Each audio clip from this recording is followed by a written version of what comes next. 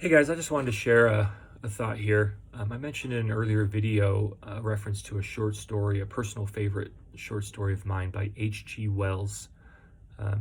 He was made famous for that great story, The War of the Worlds. But this short story he wrote called The Door in the Wall, I think it might have been one of his last bits of writing, which is kind of interesting given the context of this story. But it tells the story of Lionel Wallace, who was a successful and ambitious man who climbed the ranks of society to become cabinet minister of England. And in his later years, Lionel is haunted by the image of a green door on a white wall that he saw as a young child. And at that time, being piqued by curiosity, as many of us are as children, he entered the door and beheld wonders. And with each passing stage of his development, he would see the door again on his way to this and that, but he wouldn't stop to enter. He was pressed by time and worldly ambition. He was worried about others and what they would think and how disappointed maybe they would be. And so he refused each opportunity to return to that garden that he had once marveled at. I mean, what a powerful metaphor for life.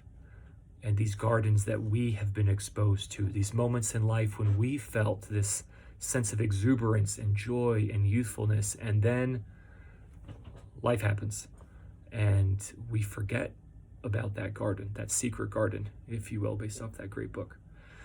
But Lionel describes in his twilight years this.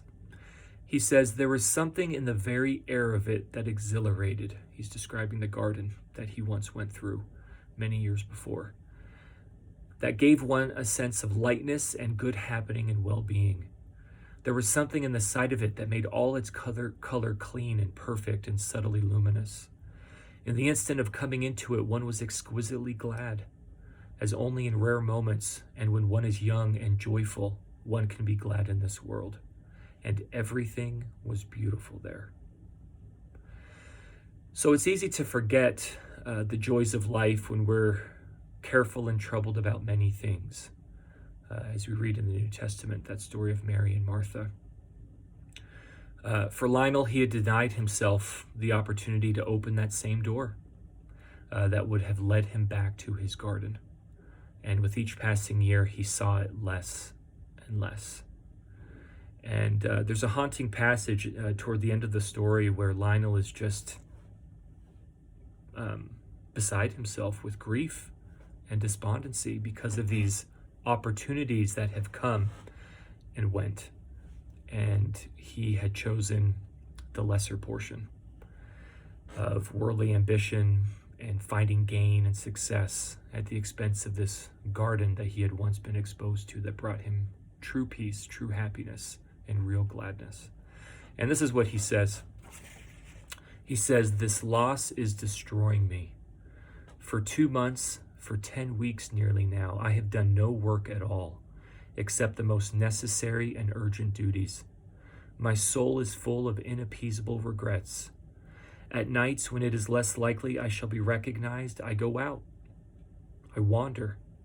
Yes, I wander. I wonder what people would think of that if they knew. A cabinet minister, the responsible head of that most vital of all departments, wandering alone, grieving, sometimes near audibly lamenting for a door, for a garden. In Revelations 3:8, the verse says that the Lord has set before us an open door that no man can shut. And I wonder how many of us remember that that door is open, or that the door even exists, that might take us from a place of despair to a place of hope, to a place of fear, to a place of recall, when we didn't feel as fearful, when we did things or opened up about things that allowed us to feel better.